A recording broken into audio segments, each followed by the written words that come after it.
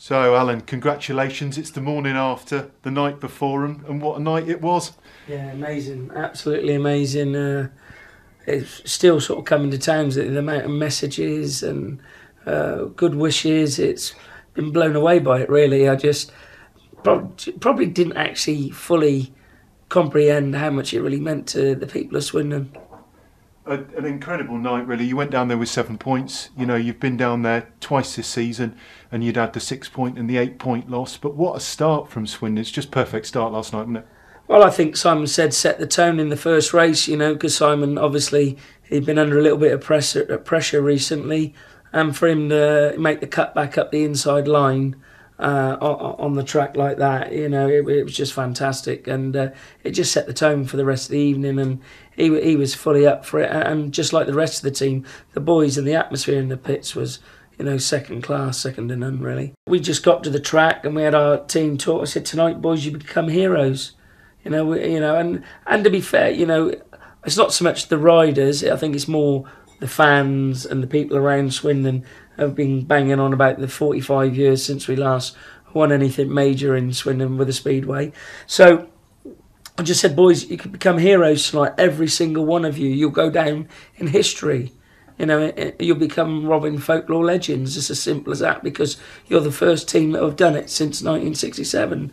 And I said, do you really want it? Look me all in the eye. And I said, tell me, do you want it? And the response was absolutely amazing from them. It's like, I've never seen, I mean, apart from Chris Holder, till he blew his engine up, I've never seen a guy that became world champion and actually carried on going on to win the meeting, you know, because you just, you know, you just take your eye off the ball and you lose focus and concentration because you've actually built yourself up so much to get to where you want to be.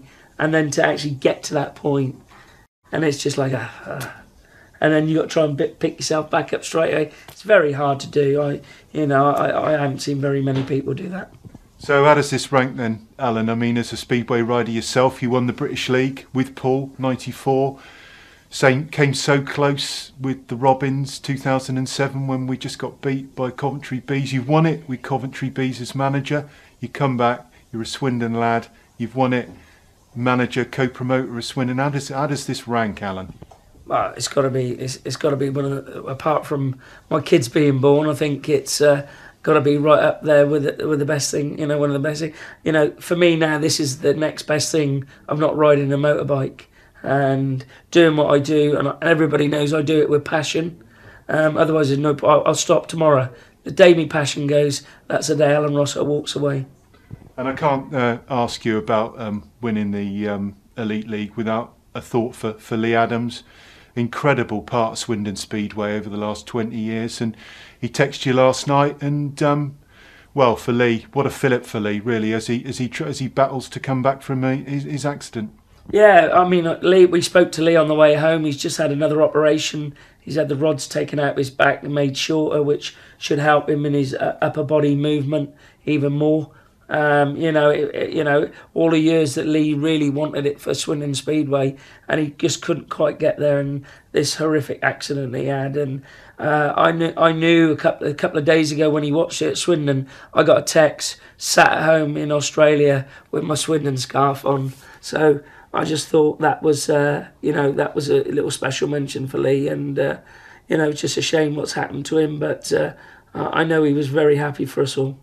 Well, all I can say is congratulations, Alan. Swindon Speedway, last year, not a great season. This year, you're top. You're going to take it. What about next season? Even have any thoughts for next season? Now, everyone's going to want to beat you, aren't they? Of course they are. We're already thinking about next year already, don't worry. We're 2 or 3 steps ahead of that. And, of course, the 1967 team never managed to regain it, so that's got to be the goal, hasn't it?